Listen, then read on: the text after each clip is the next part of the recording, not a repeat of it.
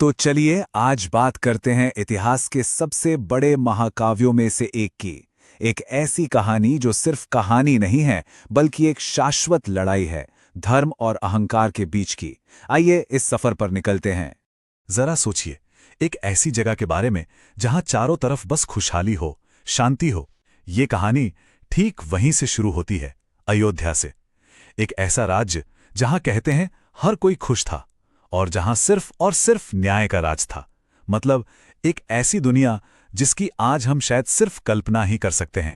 तो चलिए इस परफेक्ट दुनिया के बिल्कुल सेंटर में चलते हैं, जहां अयोध्या की असली आत्मा बसती थी, और मिलते हैं उस राजकुमार से जो इस पूरी आइडियल दुनिया का मतलब अयोध्या का जीता जागता प्रतीक था।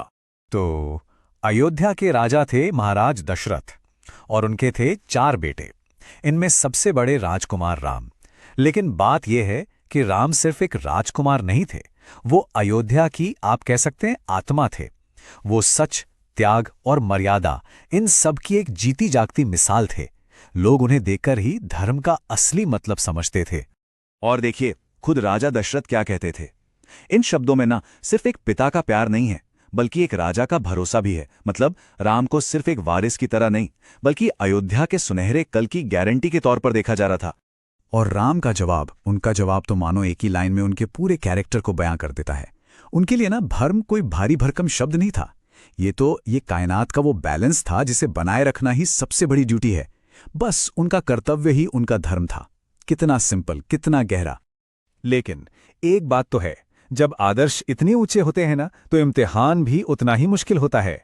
और अयोध्या की वो जो शांति थी, वो जो सुकून था, अब हमेशा के लिए टूटने वाला था।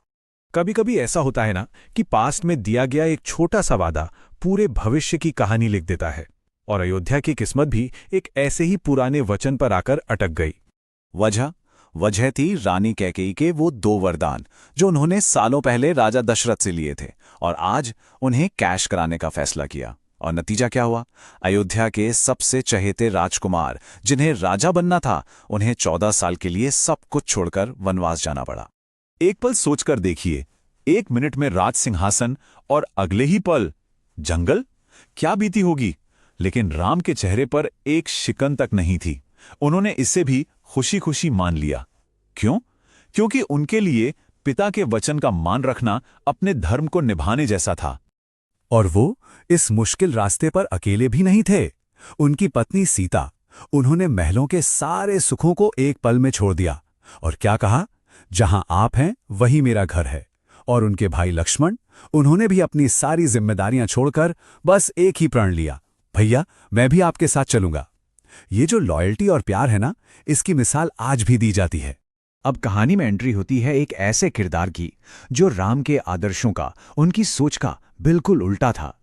एक तरफ धर्म के प्रतीक राम, तो दूसरी तरफ वो जो सिर्फ और सिर्फ अपने घमंड, अपने अहंकार के लिए जीता था। नाम था रावण, लंका का राजा। शक्तिशाली था, बहुत ज्ञानी था, अपार शक्तियों का मालिक भी था। लेकिन उसकी ये सारी ताकतें ना उसके अहंकार को, उसके ईगो को और बढ़ाती जा रही थी। और यही अहंकार जो उसे अपनी सबसे बड़ी ताकत लगता था, असल में उसकी सबसे बड़ी कमजोरी बनने वाला था। और इसी घमंड में चूर होकर रावण ने धर्म की, मर्यादा की सारी हदें पार कर दी और सीता का अपहरण कर लिया। उसे लगा कि वो अपनी ताकत से, अपनी मर्जी से कुछ भी पा सकता है, किसी को भी झुका सकता है। ये धर्म को दी गई एक सीधी सीधी चुनौती थी।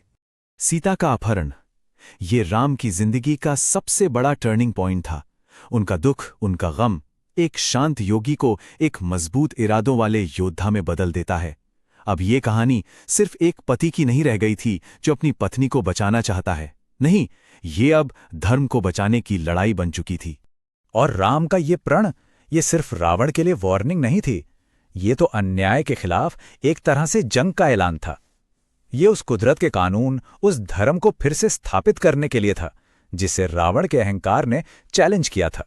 जब हर तरफ निराशा थी, जब रास्ता बहुत मुश्किल लग रहा था, ठीक तभी कहानी में उम्मीद की एक नई किरण जगमगाती है।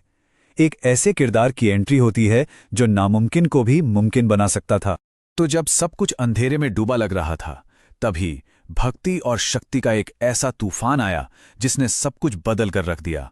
एंट्री होती है राम के सबसे बड़े भक्त की, हनुमान, जिनकी भक्ति में इतनी ताकत थी कि वो एक छलांग में पूरा का पूरा समंदर पार कर सकते थे।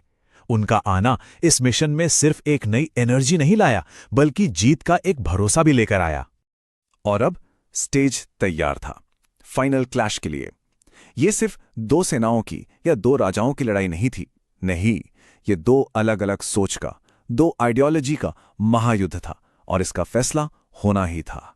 एक तरफ राम की सेना जो लड़ रही थी धर्म के लिए, न्याय के लिए, मर्यादा के लिए, और दूसरी तरफ रावण की ताकतवर सेना जो सिर्फ एक राजा के बेकाबू अहंकार को बचाने के लिए लड़ रही थी। ये अच्छाई और बुराई की फाइनल जंग थी। लड़ाई के बीच में रावण अपने घमंड में इतना अंधा हो चुका था कि उसे अपनी आंखों के सामने सब कुछ तबाह होता हुआ भी नहीं दिख रहा था। उसे सच में ये लगने लगा था कि उसे कोई मार ही नहीं सकता, कि वो अमर है। लेकिन राम, उन्हें कुदरत के नियम पर, धर्म के सिद्धांत पर पूरा यकीन था। वो जानते थे कि जो चीज अहंकार से पैदा होती है, जो दूसरों को तकलीफ देती है, उसका खत्म होना तय है। ये एक यूनिवर्सल ट्रूथ है। और आखिर में जीत धर्म की ही हुई। और राम के ये शब्द ही इस पूरी कहानी का निचोड़ हैं। ये किसी एक इंसान की जीत नहीं थी, ये उसूल की जीत थी। उस सिद्धांत की जीत थी जो कहता है कि अंत में हमेशा सच और न्याय ही जीतता है। तो एक सवाल जो यहां खड़ा होता है वो आज भी उतना ही रेलेवेंट है कि जब अहंकार की टक्कर धर्म से होती है, सच्चाई से होती है, तो आखिर में जीतता कौन है? रामायण की कहानी हमें इसका एक बहुत साफ और दमदार जवाब देती है। एक ऐसा जवाब जो सदियों बाद आज भी हमारे कानों में गूंजता है।